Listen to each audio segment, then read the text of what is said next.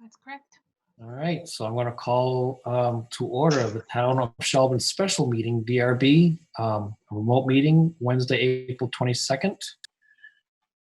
And here we go. So did you want to take away the, I guess it looks like we're going to do a little tutorial here on Zoom and confirm things? Is that the first agenda item? Yes, that's right. I wanted to make sure everyone had access and that their audio was working and their cameras were working. I've been on a lot of these Zoom meetings in the last week, and I find that people who have low broadband or multiple meetings at a time have to dial in by phone because they're not being able to connect via video or hear the audio. So I just want to make sure, A, we can all get on and hear each other. Yes. Yeah, it's working fine for me. Did you guys see the screen share that I did? Let me try that again here. Yep. Yes, your material came on to the side. I got you arranged laterally, so the screen share with the agenda is now up. Yep. Excellent. Okay, that's what I wanted to make sure that we could do all that. All right. Okay. Although in a real hearing, meaning in a hearing where we're actually hearing a matter, when you think about it, the screen shares may be important, but we may also, in addition or instead, prefer to be looking at the meeting material that we've picked up or gotten online. So sometimes the screen share is really helpful because it's what we're talking about. Sometimes we're actually going to be looking at the more detailed information in the meeting packets. Yes, I agree. And I also, there's also a way to, if an applicant is presenting, give the screen sharing over to them so they can point with their mouse and take us through site plans and all that. So I learned how to do that today in a test run. Yep. Oh,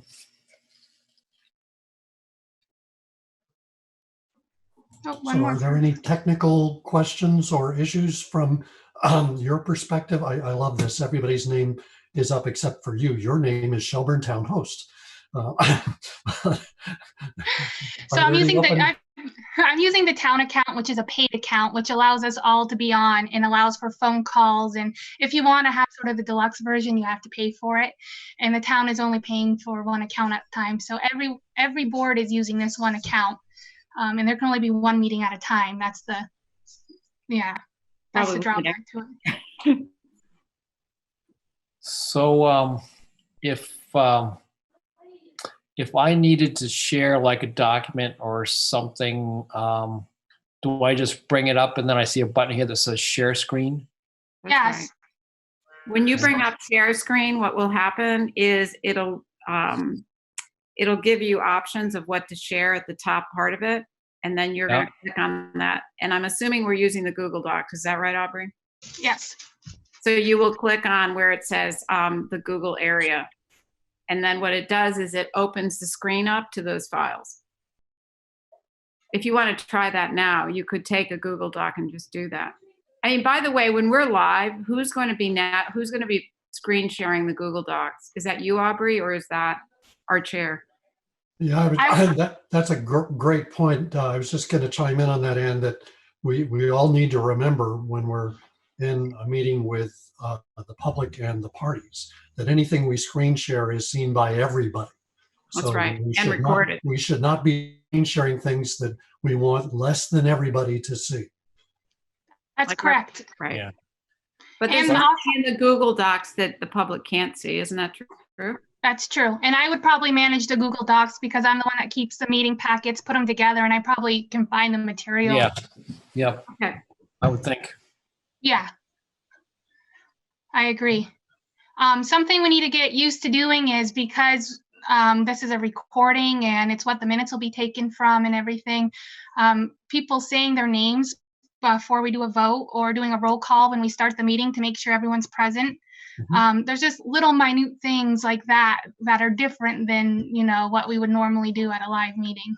Do we need to identify ourselves when we're just making verbal comments? That is recommended. So the other question I have is, one of the ways that we can communicate if we choose to, but I don't know if this is within guidelines that you're following, Aubrey, is when I'm in meetings with Zoom people and we want to talk about things, but we don't want everybody to know about it, we use the chat box. Yes, I would say that everything that goes in the chat box is going to be included in the recording and in the public record.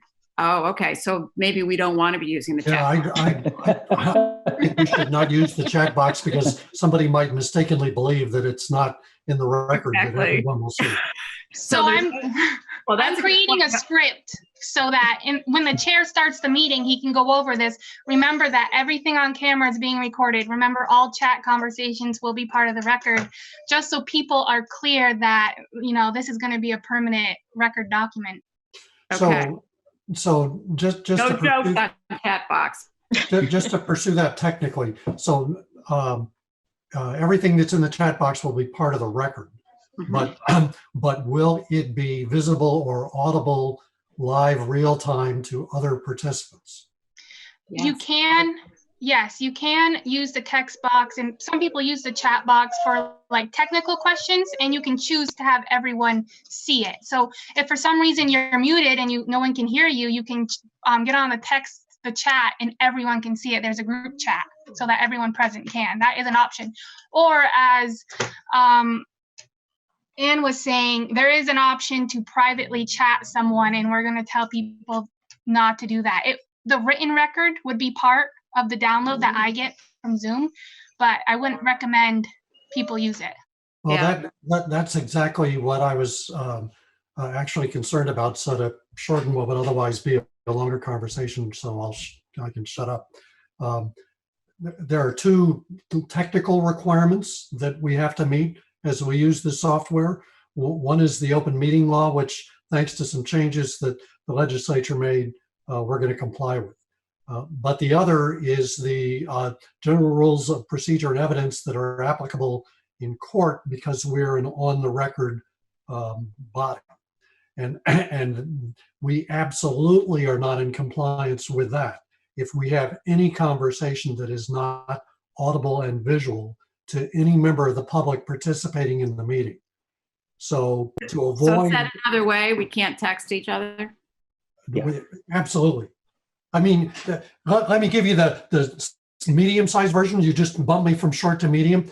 I think it would be nice if we could, and if we weren't proceeding on the record, we could.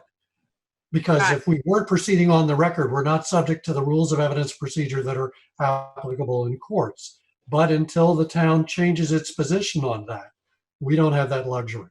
So we absolutely have to avoid anything that can't be heard / seen live by anybody and everybody, because even if we successfully do that, we've just violated the court rules of procedure. Of course, if someone couldn't see it, they wouldn't know we did it, John. Well, but then when they look at the record of the hearing later, there will be this big disconnect between the record where it will appear and the live hearing where it doesn't. So people not only will discover it, I suspect they'll be fairly angry about it. Yeah, well. And one of the issues is going to be if it ends up getting an appeal, it'll be really ugly. Yeah, but my point is, just to clarify, if I text you something right now, that's not on the public record. No one would know it. If you texted it, not on the chat, right? Correct. Oh, yeah. No, it's fine. Yeah, that's my point, John. It's irrelevant. Well, yes, but you have I would think we just follow normal practice. I would think it would be inappropriate for you to be texting one another in the meeting, sitting in the meeting room, right? So let's just abide by that same behavioral expectation. Yeah, that's the one side of it, and the other side of it that takes me to the same place that you are, Allison, is that if there was any chat that involved anything remotely close to a quorum or a block of the board, then we'd be in violation of the open meeting law. Yep. So while we're acting as a board on the record, a lot of the cool things that you can do with with Zoom really have to be off bounds. Now, I'm a proponent of not having these things on the record now, but I'm not going to waste everyone's time discussing that. I'm just pointing out that the reason we can't do these things is because it's an on the record proceeding. Right. Okay. Got it. One thing I've been thinking about is, because the public can zoom in, correct? So Right. we could have a lot of little tiles you're looking at. And so how are you going to recognize folks, who's, I think what we said was that people, I thought, including us identifying our, so I would say this is Ann Bentley speaking, even though it's obvious because my name's up there and I'm speaking. I thought what we said is everybody has to identify themselves. Right. That is what I recommend, yes. When anyone goes to talk, I recommend they identify themselves. But right, but how does it, David will I as the chair, before somebody starts speaking, I'll see probably, several people raising their hand or whatever. I'll have to recognize them somehow. I think so. But that only works if people. So here my thing is, some of you seem to have, does everybody have names on their little tiles? Yeah, okay. Yep. So I'll see people's names and I'll say, okay, Mark, you have the floor. You have the virtual floor. The other thing you'll see is you'll also see when people don't have their name, like if they don't display it properly, like I'm on a computer, that's why it's there and I have it labeled. What you're going to pick up is you're going to end up, people on phones, you're going to end up with phone numbers. Oh, wow. So you're going to have to acknowledge 802 blah, blah, blah. I think, isn't that right, Aubrey? Yeah, that's what's going to happen. And when we go live and start our review of hearings, I'm also going to recommend we do a roll call of everyone present at the meeting before we start, so I can make the participant list as well. So we want people to identify themselves as one of our first items on our agenda, is just go through and see who is in the meeting. Zoom doesn't give you a list of participants as kind of an administrator? John, it's all based on how you come into it. So if you come in on, like I saw this, I've seen this at the select board meeting, there's like 802 numbers on there. It's because they use their phone and the individual doesn't have the device labeled properly. No, I get that, but I was just wondering whether it's by phone number or by label, if it's a name. Is there an aspect of Zoom at the administrator level that says at the end of the meeting, here are the participants, and then lists them? Because some people aren't going to join the meeting at the beginning. When you think about it, in a lot of our traditional cases, people who are third or fourth case on the agenda don't even show up at the beginning of the meeting. Yeah, but they still sign in when they come in, John. They're supposed to. And we're going to have to get them to digitally sign in by identify themselves, I think. So I know what you're asking. You're asking is there a list of 802s and phone numbers or and all that? I don't know. Because if David's point is that if we have a crowded virtual room, David as chair is going to be looking at a lot of faces, with some with names and maybe some that aren't faces at all but numbers. Yeah.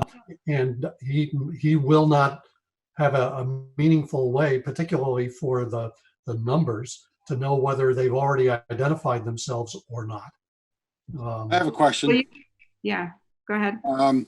Not everybody shows up on the screen. So if we're holding our hand up, like I just did a couple minutes ago, nobody's going to see me. Well, you can, like I've set mine so it's tiled, so I'm looking at everybody. Right. Oh, you have everybody on there? Yeah. If you just go off to your right, there's some settings. You can see a little thing you can Oh my tile God. to see everybody. Up on the right side. Yeah, Okay. that way you can see. Oh, yeah. Gotcha. You can, Yeah, and then the other thing is, if I could just, but to Mike's Yeah, go point, ahead. what happens if instead of 9 people, we have 35? Right. That's what I was wondering. It's, you have to scroll. so just, we've been using this a lot in Burlington at our council meetings, and we're using it 7, 8, 10 times a day for meetings. There's a feature on here where the facilitator can see all the participants. Each participant can click a button that is raise hand, and the facilitator can go down through that list and identify those people and recognize them to speak. That's what I would suggest for these larger meetings that we're expecting, is that somebody, I don't know if it's going to be Brittany or whoever would be the facilitator, and they would manage that to make sure that everybody gets recognized as we move through these meetings. David, I made you a co-host. Can you see Allison raising her hand? Let's see here. I cannot. Allison's probably off. See that little arrow? She's over to the right. I can see it, Brittany. Okay. Yeah. Yep. So if you go down to the bottom of your screen, there's a participants. Yeah. It'll give you the number. If you click on that, you'll see a list of the participants and you'll see a raise. Oh, I see. Yeah, yeah. So I do have that list up. So I see the little hand there. So I see. I was looking for like her real hand. I was just testing the raise hand feature to see if anyone saw it. So how do you raise your virtual hand? Over in the lower left screen at the bottom of that participant list, it says invite, mute me. Yeah. And now it says lower hand if I want to take it away. Or I click it and I raise my Raise hand. hand, lower hand. Got it. Gotcha. Learn something new every day. The other feature, Brittany, I don't know if you have this meeting set up for it, but is to enable a waiting room. And then that would allow you to admit people and or maybe force them to announce themselves when they are joining late.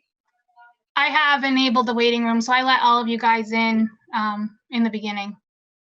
That's going to be a tricky issue for on the record purposes, because we have to we can't delay somebody from joining the meeting legally under the court rules at all. I'm keeping an eye on it. I'm quick on the trigger to let them in. And that helps prevent the Zoom bombing, which I don't think we want in the meeting. Right. So I think it's a good security practice to use. Yep. So you're saying if we have somebody trying to join whose name is Debbie Does Dallas, that would be a bad choice to join the meeting? Remember, you're on the record. Actually, what I understand happened to the Senate committee was a true hack. They had no idea how they got into the meeting. I have practiced taking people out of the meeting for that reason, so I can get them off if something happens. I'm not really worried about it. It's the Shelburne Development Review Board. I don't think anybody's going to hack us. So I'm still back on the virtual hand. So I'm looking at the participant list. If I wanted to raise my hand, I'm not seeing how I do that. At least on my screen, and if you look underneath the participant list on the right-hand side, there's a raise hand button all the way at the bottom of your screen. It might be because you're the co-host. Yeah, You maybe. always have a hand. I don't see that guy. So as I look at my screen on the right-hand side, I see the participant list. Yep. And as visually as I go down that list, if I go all the way to the bottom of my screen, there are two buttons, a mute me button, which I'm sure everyone on the call would like me to use, and there's a raise hand button. Okay, so my list has changed and I see a raise hand now. Okay. Oh, Brittany. You're muted, so we can't hear you. Brittany, you're muted. I took David off as co-host so he could see the raise hand feature. That's why it was. Yeah, got it. So the two of you may need to decide who's going to manage the hands, because if both of you decide to manage it, then David, that means you're going to have a slightly more complicated screen to manage because you're going to be a co-host. If that's not what you're comfortable with, then Brittany's going to need to recognize the hands as well as manage the waiting room. Well, I think it would be the chair that would recognize the participants, the raising of the hands, where Brittany would, as we talked about, she will actually manage the flow of the documents we're talking about. As long as you're comfortable with seeing everyone. I think the first real run will tell us a lot. So hopefully we make that first agenda like a really easy one. I would love to. We have I can hear the however coming. However, we have a lot of applications on the table, and the ones that we are hearing at our first meeting were the ones that were delayed from the 18th and April 1st, March 18th and April 1st. There's nothing too crazy, but yeah, we'll talk about scheduling a little later because I have a few other applications on my desk that are larger, and I want to talk about how we're going to get them on and when we want to get them on. Do we want to actually try right now for David just to walk through a few made up things and recognize some different people? Like a few of us could pretend to be the public or something. Is there value to that tonight? Yeah, we can give it a shot. If somebody wants to raise their hand. So can I ask a dumb technical question about that? If you dial in from a phone, not from a computer, Right. I'm assuming that you can't raise your hand electronically, or am I incorrect? You still can. Yeah, I think all the features are the same, John. I think it's *6 allows you to raise your hand from a phone. Correct. Might be wise to use to maybe at the beginning of the hearing to either display or recite some basic, this is how you participate in a Zoom meeting sort of stuff, including raising your hand, instead of simply beginning to talk. I agree.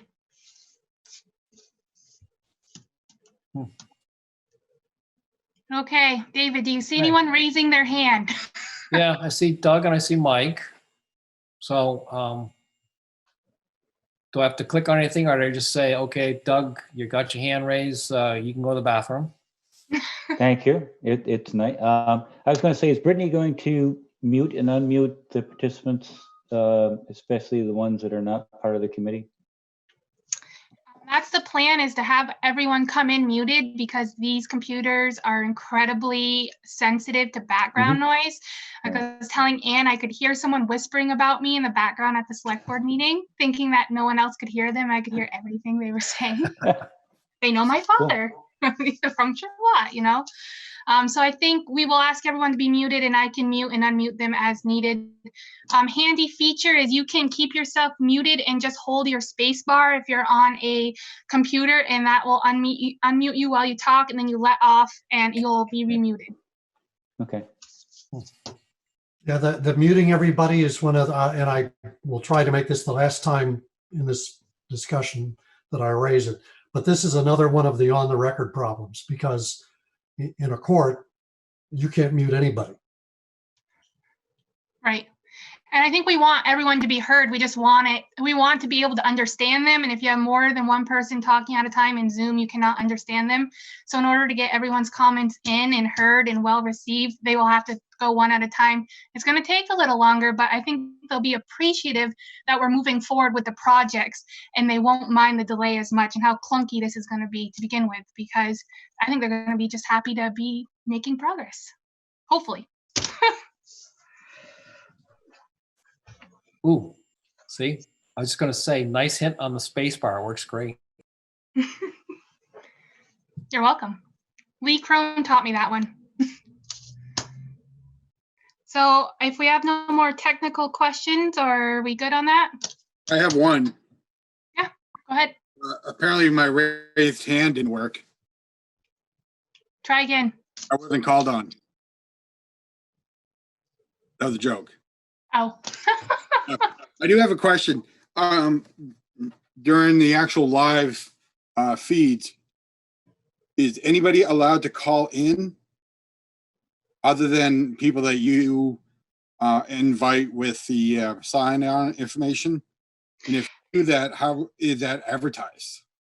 The sign-in information is in the paper, just like it would be for a regular meeting where we announce the place and the time. The Zoom link is published in the Burlington Free Press, and on our agenda is hung up in the 3 locations. So it is still have to be accessed by the public. So anyone can join one of our meetings. Anyone could be in this meeting tonight, because I didn't warn it in the paper, but I did have to post the agendas. Okay, did not know that. Yeah, I didn't know that either. I learned a couple weeks ago. Perfect.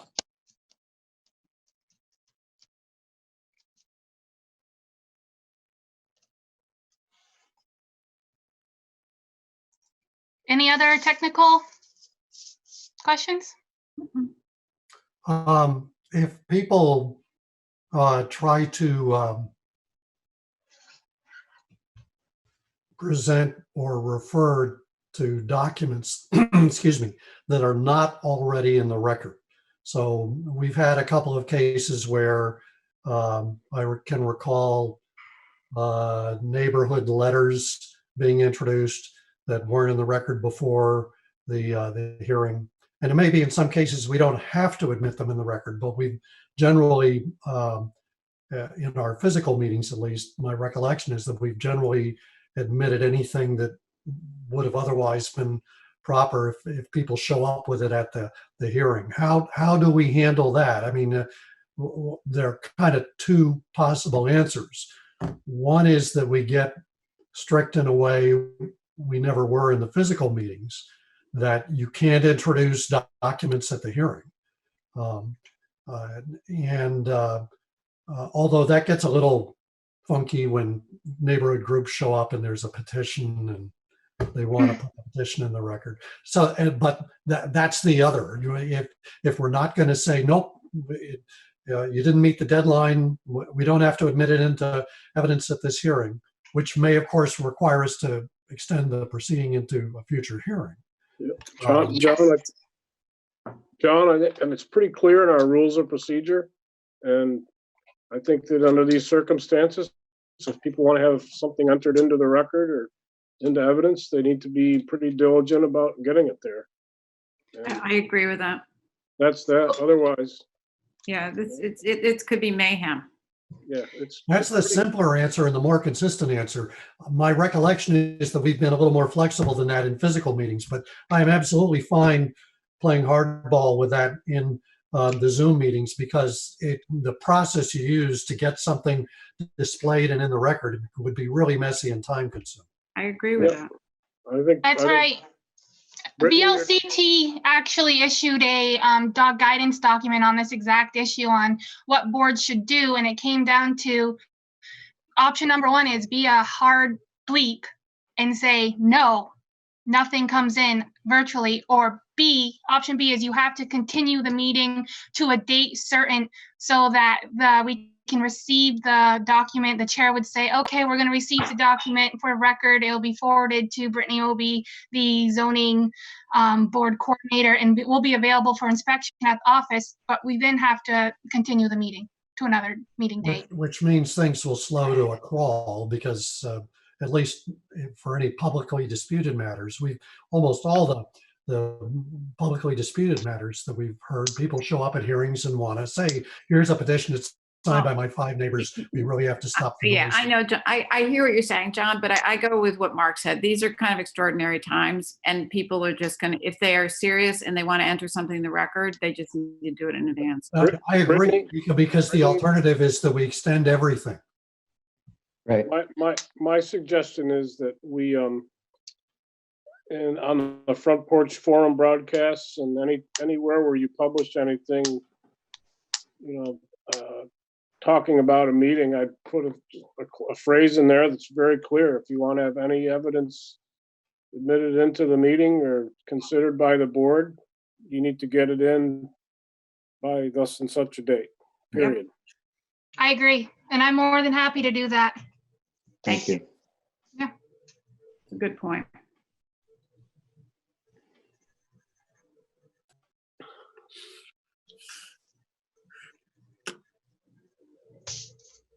So Oh, I think, David, we can't hear you. You're Hold muted, on. David. Oh, I was There he is. on mute. Yeah, are we ready to go to review minutes? Yes. okay, let me try to put them up for you. There we go. So I think Allison had one change. She recommended back. She wasn't at this meeting, and it says she was present. I believe is that correct, Allison? Yes, I was not present at that meeting. Okay, so that's one change I know we're gonna have to make. Okay. And just let everyone know I'm taking the meeting minutes this time, because for smaller meetings, we're trying to cut back on cost for minute takers. So it's gonna be on me today.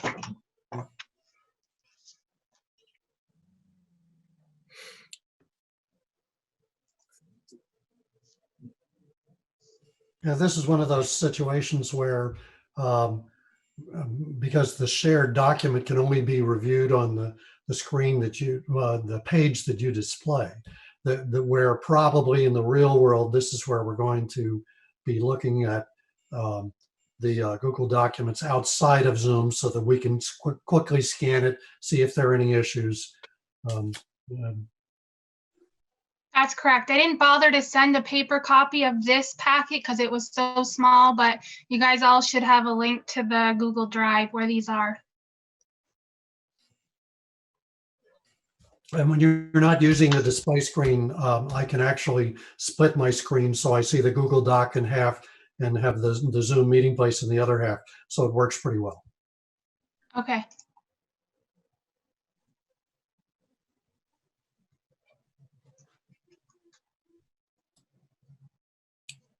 I'd like to make a motion to approve the minutes of March 4th.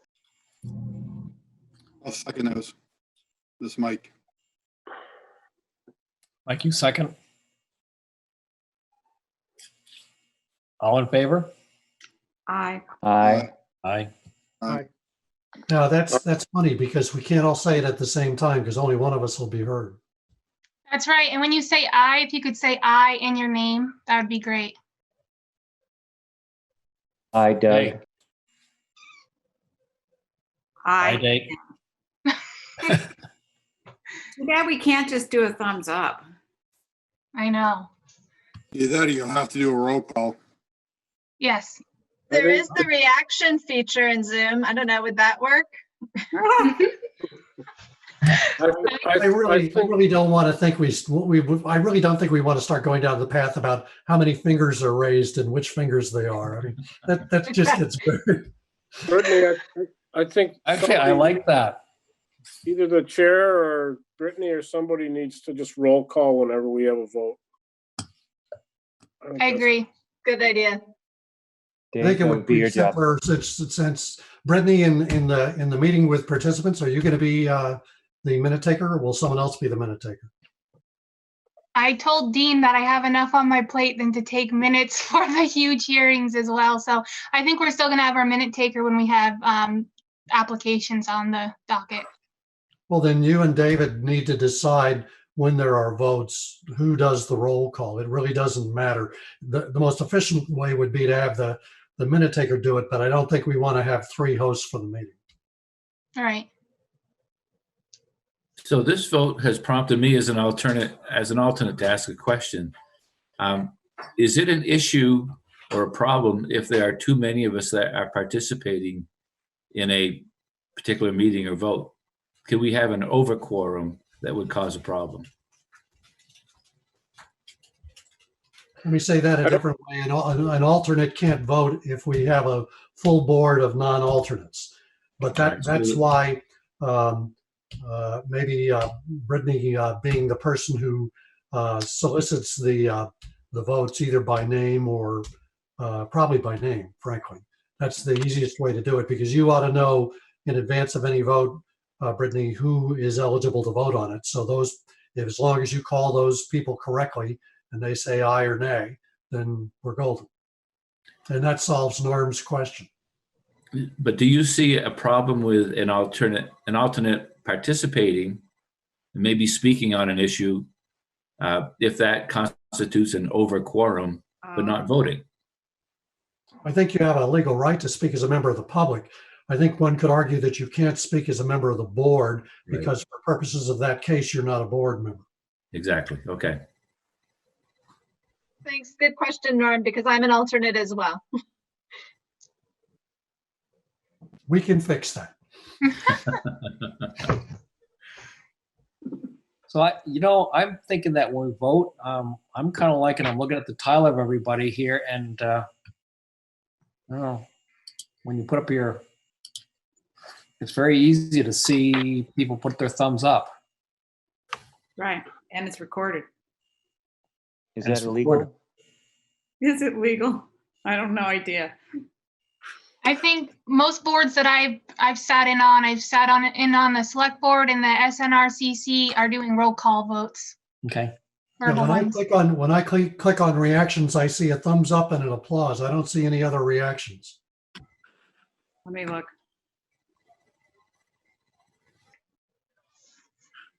That's a good point. Okay. So what I'll do is I can do roll calls and I'll just keep a sheet with everybody's name and I'll just check it off, yay or nay for each person.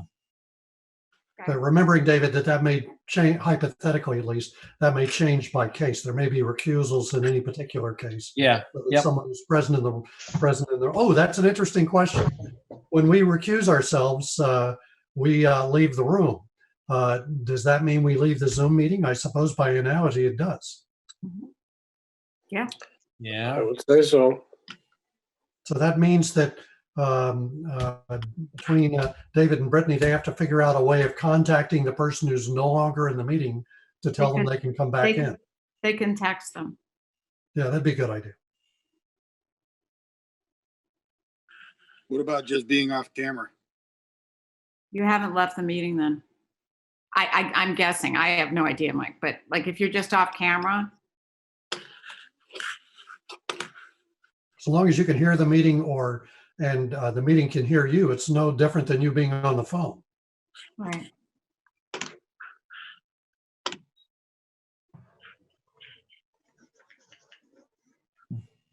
As a detail, I'm correct if on these particular minutes, if I was eligible to vote because we needed an alternate, but because I didn't attend that meeting, I should not participate in voting on the minutes, correct? I would abstain.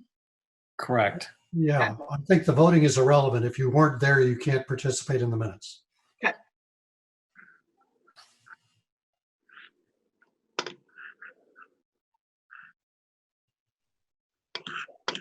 Okay. So the next item would be the tricky one when we open up for public comment. We don't need no stinking public. Yeah. We'll just. We'll do it on our own. All right. Next item is discussion of future meeting scheduling. What do you have for that, Brittany? So right now I have a couple applications that are in that need to, the May 6th meeting has already been warned. That one's set in stone. We're hearing the ones that we missed on May 6th and April 1st. So the next meeting would be May 20th, and I have two applications in for that. One of which is the Bryan Precourt Maple Street final subdivision, which is just a 3-lotter. I think it's pretty straightforward.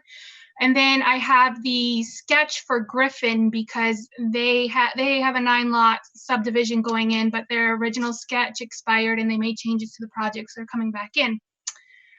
The big thing that I have sitting on my desk that's taking up a ton of room is the fire station and healthy living site plans and subdivisions for Rice Lumber. They were submitted on April 10th, and there's 4 applications for that. And that's not all of them. They're still missing some for the other parts of the project. As I'm sure you guys know, this was sort of pieced together and under different applications. So right now I have a site plan application for the Healthy Living Market, a site plan application for the fire station, a subdivision application for this lot 6A, which has to happen to split that lot in 2 to do those 2 projects. And then a 4th application for a road that will connect between the Rice project and the neighboring PUD, which I think is Shelburne Green. So what I don't have from Rice Lumber is the 48 unit project or the lot 5-6. So I've been trying to piece this all together in my mind and reading through your previous sketch decisions on them and trying to figure out how we're going to schedule this. My preference as a staff would be to put them on a June meeting because I need time to look through this immense amount. I mean, these applications are thick. And also, I don't know if being new to Zoom, these are great applications to be done in this Zoom platform. They're going to generate, I'm sure, a ton of public comment. But at the same time, I want to be fair to the applicants. And usually I would warn them in the order that they are submitted. And in this case, I'm asking, seeing if the board would prefer, and I would prefer that we didn't do it and we push them out to the June meeting. What date in June? We have 2 June meetings. We have June 3rd and the other one is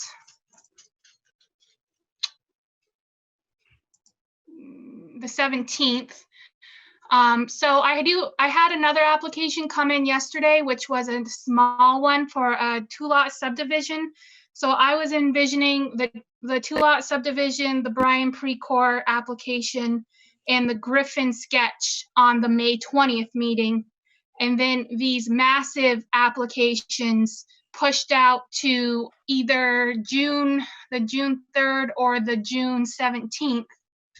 And also depending on, I'm not sure if you guys made any decisions about requiring a technical review or not for these applications. But they do have a traffic, a lighting plan. There's several different.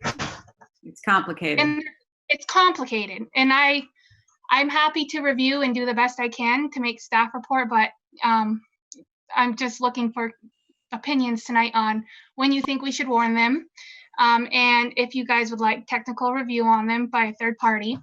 So, yeah, that's I'm not going to ask Brittany because she wasn't there. I have a dim recollection, but maybe I'm confusing cases, that we had expressed a preference that all of the applications for the nominally separate and distinct lots that are part of what a lot of us think of as the overall project be heard, not literally simultaneously, but at the same hearing, so that as we decided what was happening to any one parcel, we would have some impression of what was happening to all the rest of the parcels, which in the aggregate made up this development. And if that's, if my recollection is right, that the board had expressed in a public hearing where the parties could hear it, our recognition that while technically these were separate matters, that it was the board's strong preference that they be heard serially at the same hearing. It seems to me that gives you plenty of cover for not warning in the order file. Yes, I remember the same thing, John. I found your guys' comment in the conclusion section of all the sketch decisions that you issued. The first comment was the board would prefer to hear these concurrently. Right.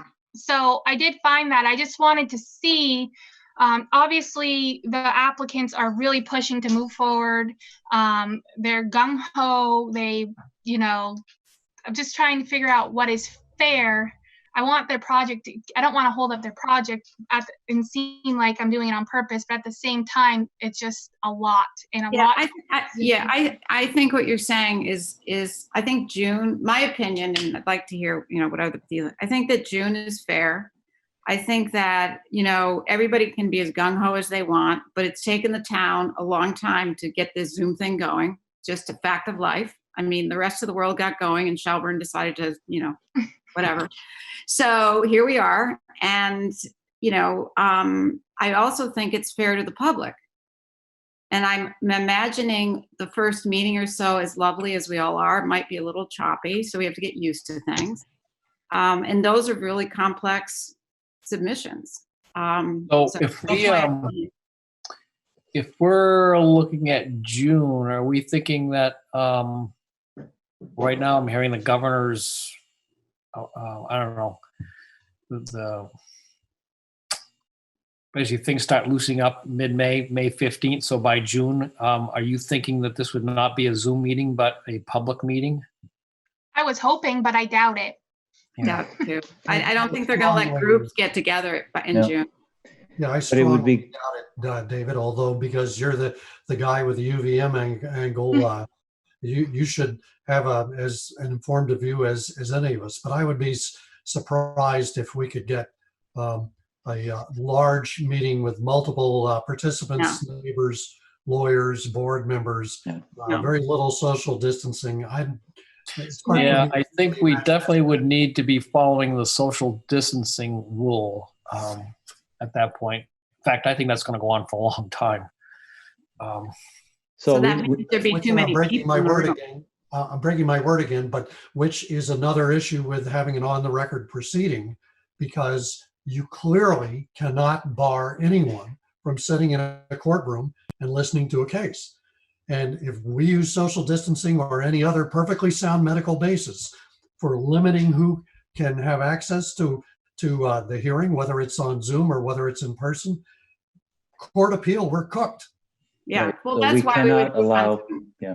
What's So we that? can't allow them to come to a meeting. So we'd be, either we would be in a meeting with Zoom or we'd all be on Zoom. Yeah, and I'll be really personal for a moment. I don't really have any desire to be together with 10 people right now, or even I don't want to, for that no. matter. No. I mean, no, I mean, it sounds crazy, but like, who wants to do that? Yeah. Just taking one. Curious, as things loosen though, has the town thought of having meetings in a large space like the school gymnasium where you really could space out and maybe you have 25 people? And I don't think that'll be June 3rd, but thinking longer term, we may not be going back to that town hall meeting room. That might be too small. And are we planning for I don't bigger know. spaces that we have Who knows? access to? I mean, think about the people that are in like 65 and older. They may not want to be in those type of spaces, Allison. Yep.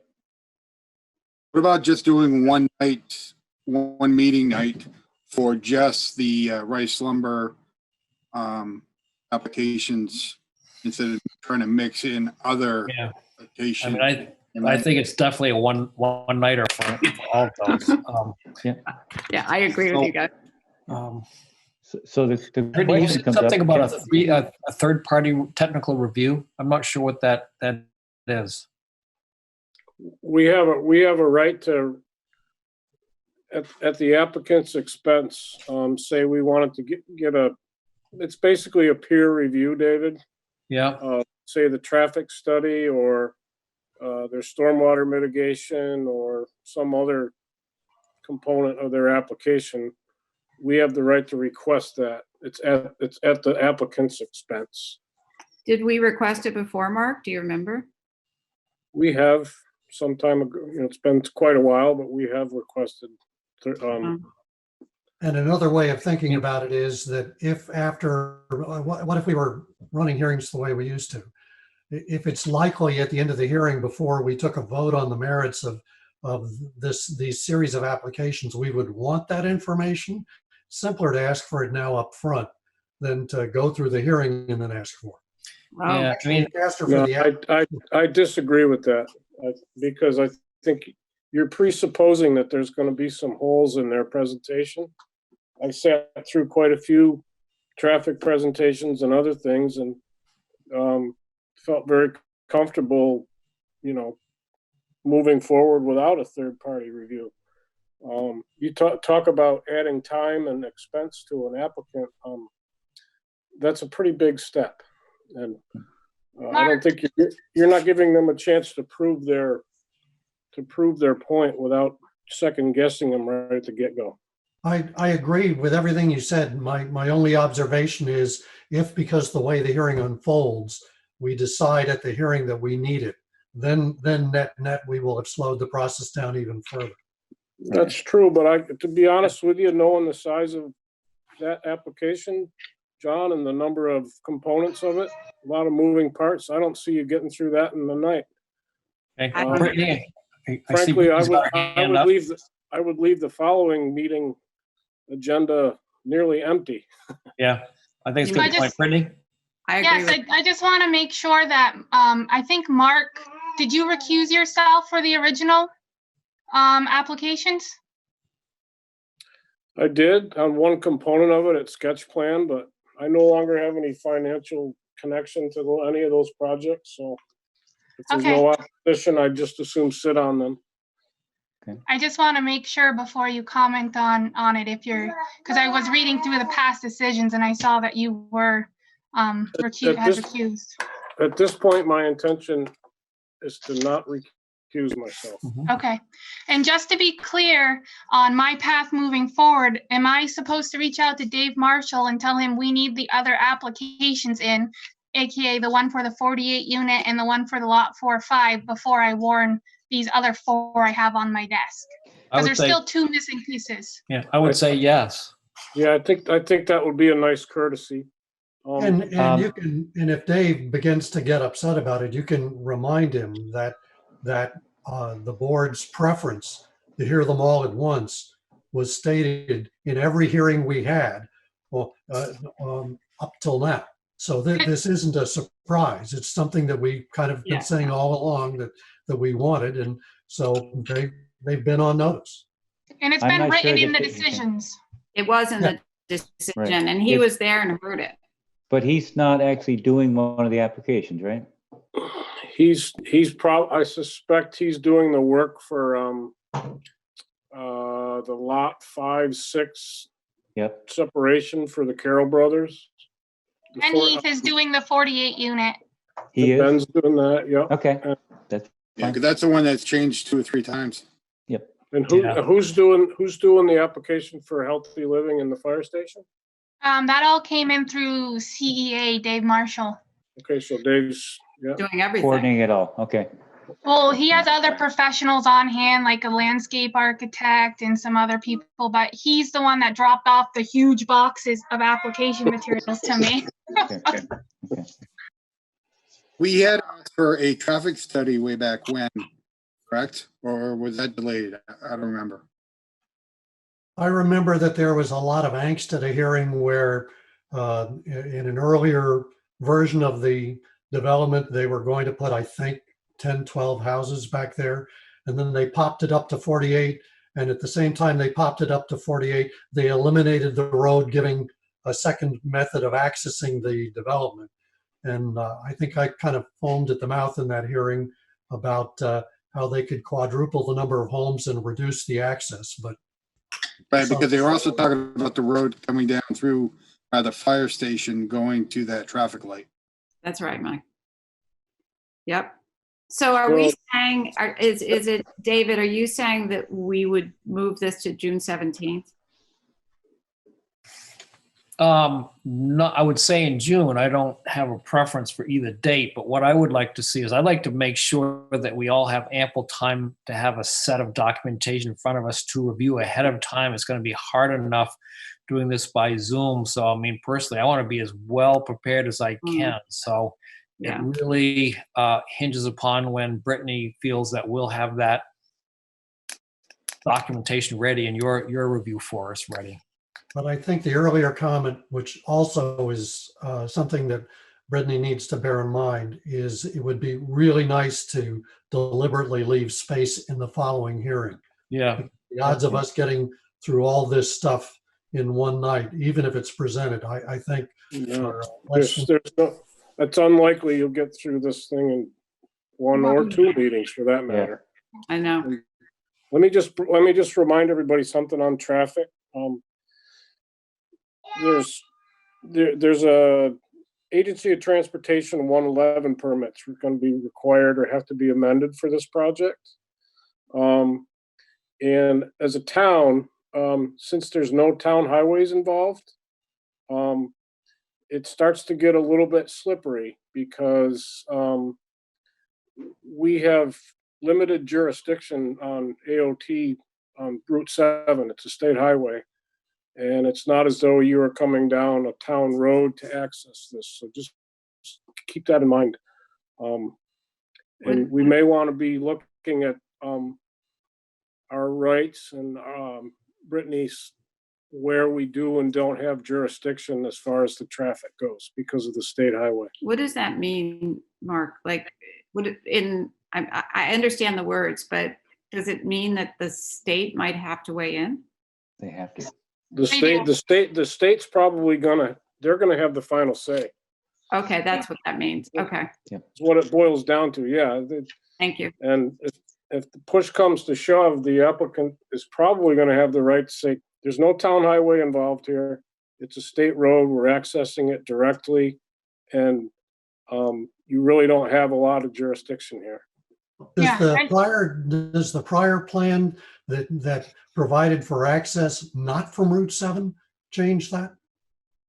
I just want to caution people to not really get into details of this application because it hasn't been warned. So Right. it's supposed to be just for scheduling purposes. So we'll have a lot to talk about with it coming up here, in June. Thank you, But- Brittany. Yep, thank you, You're Brittany.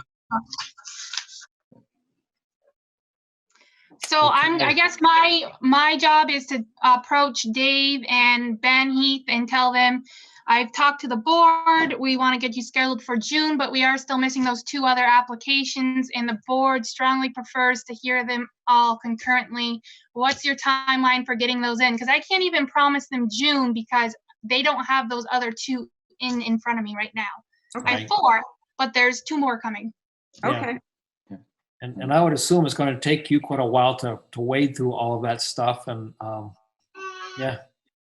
Is, and I just started, I'm new here, I'm working from home, I don't have any of my contacts in the office to bounce things off of, and I just started looking at this 3 days ago, reading your sketch reviews, thinking, oh my, what did I get myself into? This is Aubrey, it'll be fine. You know what I mean? It's what I said earlier. The world's very topsy-turvy right now. I think people just are going to have to understand that. right. One of the things comes to mind is it's going to be kind of important on the order in which we hear these applications, because some of them are, so just, you might keep that in mind. We may even want to discuss it before we schedule it, on which ones we want to hear first, or in what order. It's the perils of we're trying to stuff 5 applications into one, basically one decision. True. I agree. Okay, any other business? We're done with that topic? Actually, I have a question. Not to backtrack, but the initial vote we took on the minutes, Mhm. except the ayes and half the thumbs and the approval, because we didn't do a roll call. Okay, you want me to do a roll call? Yes, and make sure you add the change about Allison if that's necessary. She wasn't there at that meeting. Yep, okay. Mike, yea or nay? You're Yay. muted, Mike. Yay. Okay, John?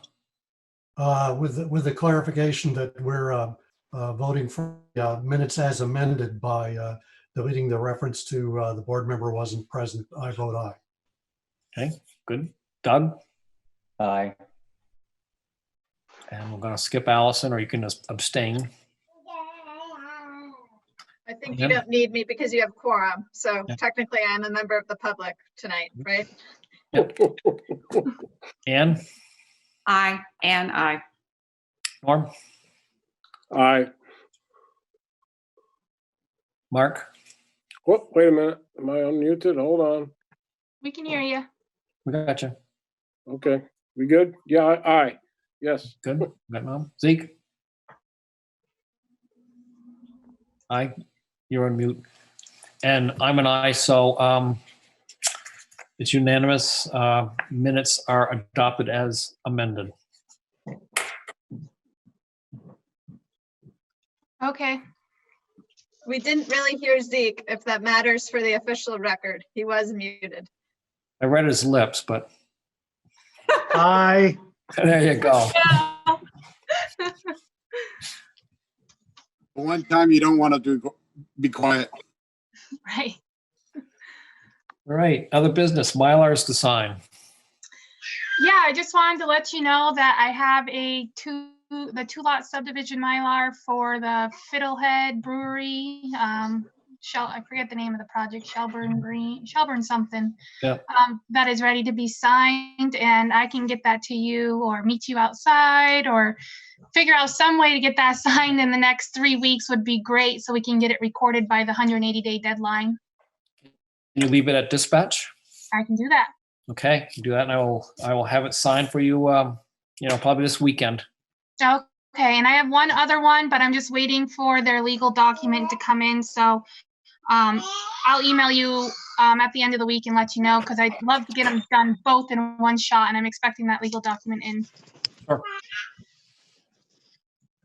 Okay.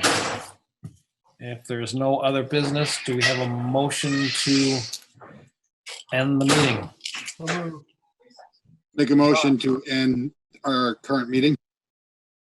I second it. Anne, second it. Okay, here we go for another roll call. Mike, Aye. John, Aye. Doug, Doug, aye. Ann, And I. Norm, Aye. Zeke, Zeke, aye. and Mark. This is Mark. Aye. Okay. And Allison, you're public, right? I am, I guess. Okay, so anyways, okay, so we I'm have your all eyes, audience tonight. all eyes unanimously. That ends the meeting of the DRB for April 22nd. Okay, good night. Have a good night, folks. Ciao. Okay. Thank you.